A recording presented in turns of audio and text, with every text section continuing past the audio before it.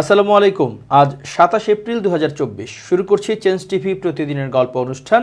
দর্শক, আপনাদের সঙ্গে রয়েছে আমি ইমতিয়াজ আহমেদ। প্রিয় দর্শক, শুরুতেই জানাচ্ছি শিরোনাম। বাংলাদেশকে ঋণ দিতে আইএমএফ এর ভয়াবহ শর্ত। তাপদাহ নিয়ে সুখবর দিল আবহাওয়া অফিস। গাজা নিয়ে এই মুহূর্তে যা হচ্ছে। এবার বিস্তারিত। আন্তর্জাতিক অর্থ তহবিল আইএমএফ এর ব্যাংক খাতে দেওয়া একটি কঠিন শর্ত বাস্তবায়ন করতে হবে জুনের মধ্যে। আন্তর্জাতিক ব্যাংকিং ঝুঁকি মোকাবেলার রীতি ব্যাসেল 3 এর মানদণ্ড অনুযায়ী বাণিজ্যিক ব্যাংকগুলোর দুর্দশাগ্রস্ত অবস্থার তথ্য প্রকাশ করতে হবে। সূত্র জানায়, আইএমএফ থেকে সরকার $470 কোটি যে ঋণ নিয়েছে তার মধ্যে বেশ কিছু শর্ত আছে।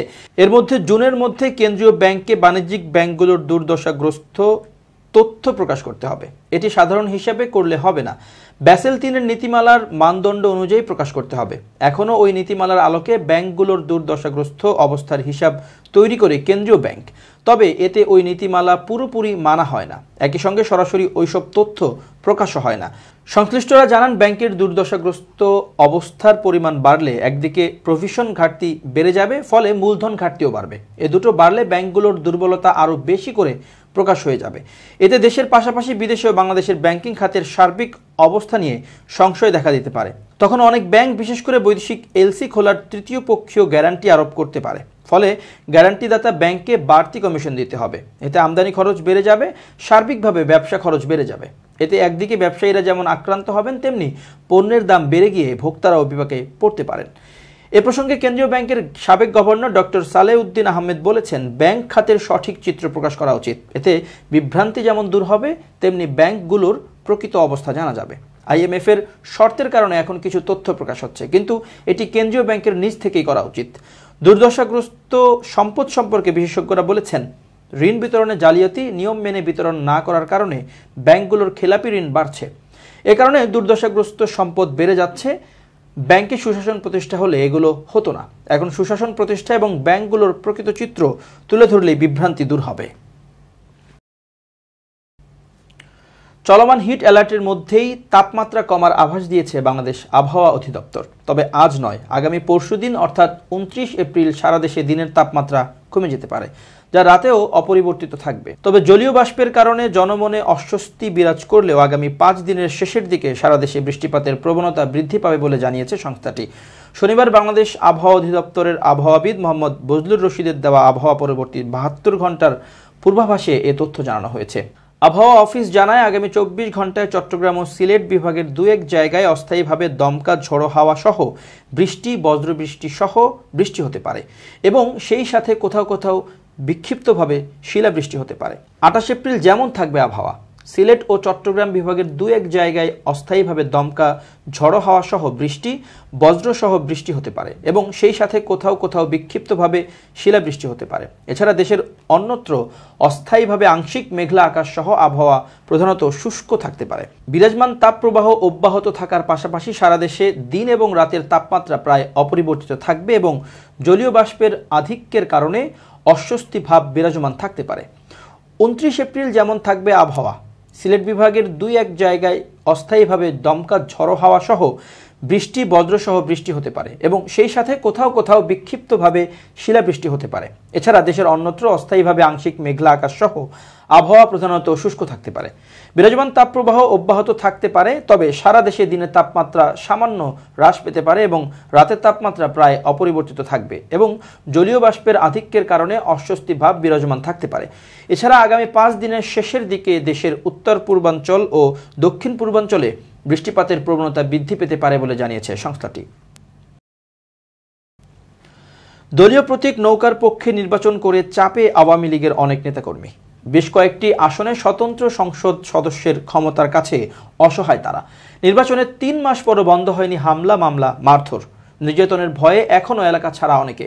দলীয় পদ পদবিতে থাকলেও সক্রিয় হতে পারছেন না স্থানীয় রাজনীতিতে। নানাভাবে হয়রানি করা হচ্ছে তাদের। প্রায় 1 ডজন সংসদীয় এলাকায় খোঁজখবর নিয়ে এসব তথ্য পাওয়া গেছে।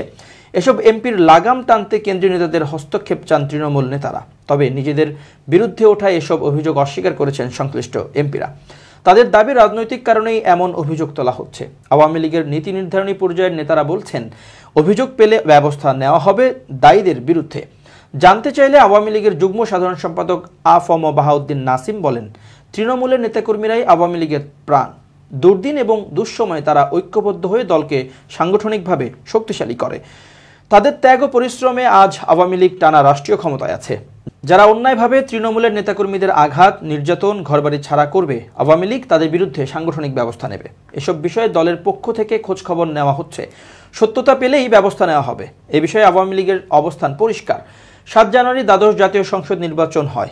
বিএনপিও তাদের শরিকদের বর্জনের এ নির্বাচন অংশগ্রহণমূলক ও প্রতিযোগিতাপূর্ণ করতে দলের নেতাদের স্বতন্ত্র নির্বাচনের সুযোগ দেয় আওয়ামী লীগ। এমন সিদ্ধান্তে রেকর্ড সংখ্যক আসনে স্বতন্ত্র প্রার্থীরা জয় পান।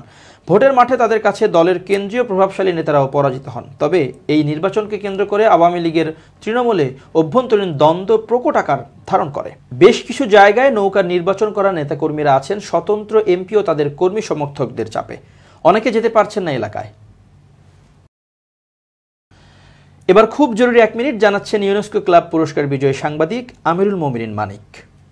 খুব জরুরি 1 মিনিটে প্রত্যেককে আমন্ত্রণ। প্রিয় বন্ধুরা, আত্মবিশ্বাস যদি জাগিয়ে না রাখতে পারেন তাহলে মনের মধ্যে আত্মসন্দেহ তৈরি হয়। সুতরাং কোনো কাজ করবার আগে অবশ্যই মনের ভেতর থেকে সকল সন্দেহ দূর করা প্রয়োজন। সন্দেহ কেমন? আমি এই কাজটি হয়তো করতে পারবো না, বা এই কাজে আমি সফল হব না, এখানে আমার দ্বিধাগ্রস্ততা, এখানে আমি বিব্রতকর পরিস্থিতিতে পড়ব। এই যে মনের ভেতর লুকায়িত এই বিষয়গুলো, এগুলোই আপনাকে থামিয়ে দেবে।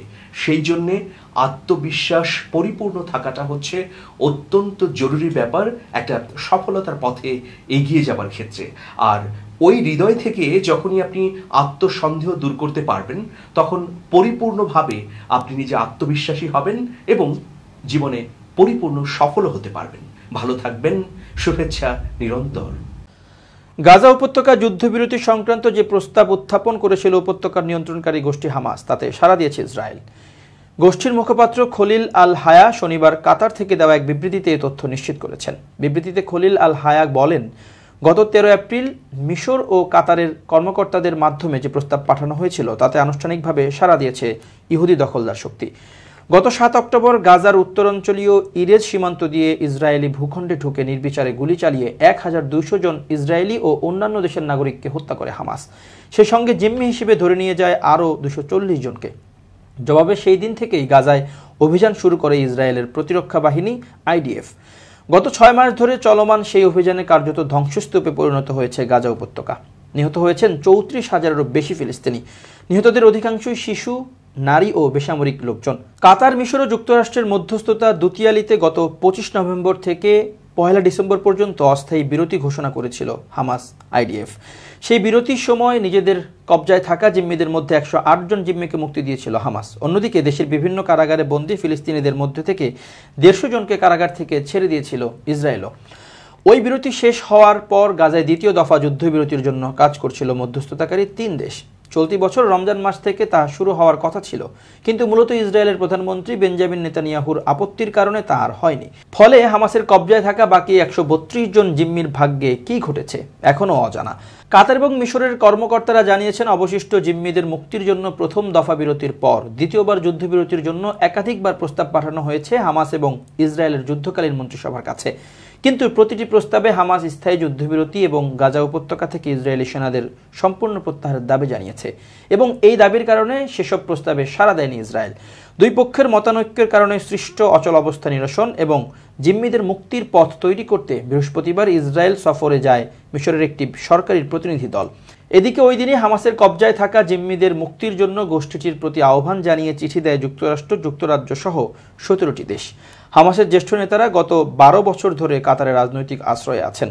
বৃহস্পতিবার 17টি দেশের চিঠি প্রসঙ্গে প্রাথমিক এক প্রতিক্রিয়ায় হামাস নেতারা বলেছিলেন, আন্তর্জাতিক চাপের কাছে তারা মাথা নত করবেন না। তবে কয়েক ঘন্টা পরই তারা ফের বলেন, ফিলিস্তিনের জনগণের আকাঙ্ক্ষা ও অধিকারের সঙ্গে সঙ্গতিপূর্ণ যে কোনো প্রস্তাবকে হামাস স্বাগত জানাতে প্রস্তুত। মিশরের প্রতিনিধি দলের এক কর্মকর্তা রয়টার্সকে জানিয়েছেন, 13 এপ্রিল পাঠানো প্রস্তাবে 33 জন জিম্মিকে মুক্তি দিতে সম্মতি জানিয়েছে হামাস। যুক্তরাষ্ট্রের জর্জিয়া অঙ্গরাজ্য সহ দেশটির বিভিন্ন উচ্চশিক্ষা প্রতিষ্ঠানে ইসরায়েল বিরোধী বিক্ষোভ তুঙ্গে। প্রতিবাদ হয়েছে জর্জিয়ার আটলান্টায় অবস্থিত এমোরি ইউনিভার্সিটিতে। সেদিন পুলিশ কয়েক ডজন বিক্ষোভকারীর উপর চড়াও হয়ে গ্রেফতার করে। এমনকি নারী এক অধ্যাপককেও গায়ের জোরে মাটিতে ঠেসে ধরে হাতকড়া পরায়। মার্কিন সম্প্রচার মাধ্যম CNN এ সংক্রান্ত একটি ভিডিও প্রচার করেছে। ভিডিওটির এরই মধ্যে ভাইরাল হয়েছে। ভিডিওতে দেখা যায় এমরি ইউনিভার্সিটির অর্থনীতির অধ্যাপক ক্যারোলাইন ফলিন পুলিশের হাতে গ্রেফতার হওয়া শিক্ষার্থীদের বিষয়ে কথা বলতে গেলে এক শ্বেতাঙ্গ পুলিশ কর্মকর্তা তার উপর চড়াও হয় এবং চোখের পলকেই তাকে মাটিতে শুয়ে ফেলে। ভিডিও থেকে আরও দেখা গেছে এক পর্যায়ে অপর এক পুলিশ কর্মকর্তা এসে অধ্যাপক ফলিনকে চেপে ধরে তার বুকের নিচে চাপা পড়ে থাকা হাতটি বের করে এনে দুই হাতই পিচমোড়া করে এবং হাতকড়া পরিয়ে দেয়। CNN এর শেয়ার করা ভিডিও থেকে দেখা যায় বৃহস্পতিবার ভোরে এমরি ইউনিভার্সিটির আটলান্টা ক্যাম্পাসে তাঁবু গেড়ে ইসরায়েল বিরোধী বিক্ষোভ করেন শিক্ষার্থী সহ অন্যান্যরা। এ সময় পুলিশ সেখানে প্রবেশ করে শিক্ষার্থীদের উপর চড়াও হয়। বিক্ষোভকারীদের কয়েকজনকে গ্রেফতারের পর সবাই মিলে চিৎকার দিয়ে ওঠে। এক পর্যায়ে ফলিনকে যখন মাটিতে ফেলে হাতকড়া পরাতে থাকে পুলিশ, তখন একদল প্রতিবাদকারীরা তাদের ঘিরে ফেলে এবং পুলিশকে গালি দিতে শুরু করে। এক বিক্ষোভকারী পুলিশকে উদ্দেশ্য করে বলতে থাকেন, তোরা হিটলার, তোরা পাগলা কুকুর, তোরা ফ্যাসিস্ট, তোদের লজ্জা নেই। যুক্তরাষ্ট্রের বিভিন্ন বিশ্ববিদ্যালয় এখন ফিলিস্তিনের পক্ষে এবং ইসরায়েল বিরোধী বিক্ষোভে উত্তাল। ইসরায়েলের সাথে সম্পর্কিত কোম্পানি এবং ব্যক্তিদের বয়কট করার আহ্বান জানানো হচ্ছে। গত 7 অক্টোবর ইসরায়েলের ভেতরে হামাসের হামলায় 1200 ইসরায়েলি নিহত এবং সেটির জের ধরে ইসরায়েলে গাজায় যে হামলা চালাচ্ছে তাতে এখন পর্যন্ত 34,000-এর বেশি ফিলিস্তিনি নিহত হয়েছে। এমন প্রেক্ষাপটে বিশ্ববিদ্যালয়গুলোতে উত্তেজনা বেড়েই চলছে ক্রমশ। এ ধরনের বিক্ষোভ প্রথম শুরু হয়েছিল কলাম্বিয়া ইউনিভার্সিটিতে। এরপর থেকে অন্যান্য জায়গায়ও বিক্ষোভের সূত্রপাত হয়। লস অ্যাঞ্জেলেস, ক্যালিফোর্নিয়া এবং আটলান্টায় বিভিন্ন ক্যাম্পাস থেকে বিক্ষোভকারী শিক্ষার্থীদের গ্রেফতার করা হয়েছে। টেক্সাসের অস্টিনে সেখানকার গভর্নর ট্রুপারদের নির্দেশ দিয়েছে বিক্ষোভকারীদের আটক করতে। বর্তমানে যুক্তরাষ্ট্রে 25টির বেশি বিশ্ববিদ্যালয়ে ইসরায়েল বিরোধী বিক্ষোভ চলছে। ফিলিস্তিনিদের পক্ষে সর্বপ্রথম বড় ধরনের বিক্ষোভ হয় কলম্বিয়া ইউনিভার্সিটিতে। যেসব বিশ্ববিদ্যালয়কে ইহুদি বিদ্বেষের জন্য অভিযুক্ত করা হয় তার মধ্যে কলাম্বিয়া বিশ্ববিদ্যালয় অন্যতম। গত সপ্তাহে কলাম্বিয়া ইউনিভার্সিটির প্রেসিডেন্ট বিক্ষোভকারীদের ক্যাম্পাস থেকে সরিয়ে দেওয়ার জন্য বললে 100-র বেশি বিক্ষোভকারীকে আটক করা হয়েছে। কলাম্বিয়া ইউনিভার্সিটিতে গ্রেফতারের ঘটনা বিক্ষোভকে আরও উস্কে দেয়। আটককৃতদের মধ্যে যুক্তরাষ্ট্রে ডেমোক্রেটিক পার্টির প্রতিনিধি ইলহান ওমরের কন্যাও রয়েছেন। ইলহান ওমর বিবিসিকে বলেন, বিক্ষোভ শুরু করেছিল হাতে গোনা কিছু শিক্ষার্থী, কিন্তু গ্রেফতারের ঘটনার পর সেটি বেশ দ্রুত ছড়িয়ে যায়। এই বিক্ষোভ শুরু করেছিল মাত্র 70 জন শিক্ষার্থী। বিবিসি নিউজকে বলেন ইলহান ওমর, কলাম্বিয়া ইউনিভার্সিটি যেহেতু তাদের ধরপাকড় করার সিদ্ধান্ত দিয়েছে এবং সংবিধানের প্রথম সংশোধনী লঙ্ঘন করেছে, সেজন্য এটি জাতীয় এবং আন্তর্জাতিকভাবে ছড়িয়ে পড়েছে বলেন ইলহান ওমর। বৃহস্পতিবার সকালে আটলান্টায় কিছু বিক্ষোভকারী এমরি ইউনিভার্সিটি ক্যাম্পাসে এসে তাঁবু খাটিয়ে বসে যায়। তারা ইউনিভার্সিটির সাথে সম্পর্কিত নয়। কর্তৃপক্ষ বলছে পরবর্তীতে বহিরাগতদের সাথে ইউনিভার্সিটি কমিউনিটির সদস্যরাও যোগ দেয়। বিক্ষোভকারীরা যখন সেই স্থান ত্যাগ করতে অস্বীকৃতি জানায় তখন কিছু বিক্ষোভকারীকে পুলিশ হেফাজতে নেওয়া হয়। সাউদার্ন ক্যালিফোর্নিয়া ইউনিভার্সিটি কর্তৃপক্ষ সেখানে কমেন্সমেন্ট অনুষ্ঠানে ইউনিভার্সিটিতে ভালো ফলাফল অর্জন করা একজন শিক্ষার্থীর ভাষণ বাতিল করেছে। পরবর্তীতে আগামী 10 মে অনুষ্ঠিতব্য কমেন্সমেন্ট অনুষ্ঠানও বাতিল করা হয়েছে। এই কমেন্সমেন্ট অনুষ্ঠান বাতিল করার পর ক্যাম্পাসে তীব্র ক্ষোভের সঞ্চার হয়। সে অনুষ্ঠানে 65,000 মানুষ অংশ নেবার কথা ছিল। পুলিশ বলছে বুধবার রাতে অস্টিনে অবস্থিত ইউনিভার্সিটি অব টেক্সাসে 57 জনকে গ্রেফতার করা হয়েছে। টেক্সাসের পাবলিক সেফটি ডিপার্টমেন্টের সৈন্যদের দেখা গেছে তারা সুসজ্জিত হয়ে তাদের বাইক দিয়ে বিক্ষোভকারীদের পেছনের দিকে ঠেলছে। টেক্সাসের গভর্নর গ্রেগ অ্যাবট রিপাবলিকান দলের একজন সদস্য। তিনি পাবলিক সেফটি ডিপার্টমেন্টের সৈন্যদের তলব করেছিলেন। সামাজিক যোগাযোগ মাধ্যম এক্স প্ল্যাটফর্মে তিনি লিখেছেন, বিক্ষোভকারীরা ইহুদি বিদ্বেষী এবং তাদের বহিষ্কার করার দাবি করেন তিনি। গত সোমবার নিউ ইয়র্ক ইউনিভার্সিটির ম্যানহাটন ক্যাম্পাসে কিছু বিক্ষোভকারী তাৎক্ষণিকভাবে তাঁবু টানিয়ে বসে যায়। এদের মধ্যে 4 জনকে অবৈধ অনুপ্রবেশের জন্য অভিযুক্ত করা হয়েছে। বুধবার হার্ভার্ড ইউনিভার্সিটি চত্বরে একদল শিক্ষার্থী অস্থায়ী তাঁবু খাটিয়ে বসে বিক্ষোভ শুরু করে। এর আগে বিশ্ববিদ্যালয় কর্তৃপক্ষ Harvard under graduates Palestine solidarity কমিটির কার্যক্রম স্থগিত করে। তবে পুলিশ ডেকে বিক্ষোভকারীদের ছত্রভঙ্গ করতে অস্বীকৃতি জানান হার্ভার্ডের প্রেসিডেন্ট। দর্শক, শেষ করছি প্রতিদিনের গল্পের আজকের গল্প। changetv.press বাংলাদেশের ইউটিউব জার্নালিজমের অগ্রদূত। ভিজিট করুন এর ওয়েবসাইট www.changetv.press, youtube.com/changetvpress এবং সাবস্ক্রাইব করুন চ্যানেলটি। নিয়মিত লাইক, কমেন্ট ও শেয়ার করে আপডেট রাখুন নিজেকে। ভালো থাকুন, নিরাপদে থাকুন। শুভেচ্ছা নিরন্তর। স্মার্ট বাংলাদেশ গড়ার লক্ষ্যে স্মার্ট পদ্ধতিতে নির্বাচনের প্রচার না করে আপনি পিছিয়ে পড়ছেন না তো?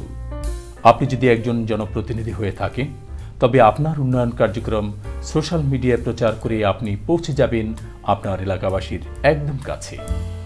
আপনার উন্নয়নের সকল কার্যক্রমের ডকুমেন্টারি, ভিডিও রিলস, গ্রাফিক্স তৈরির মাধ্যমে আপনার গ্রহণযোগ্যতা বাড়াতে ওয়েব কিংডম সহায়ক ভূমিকা পালন করবে।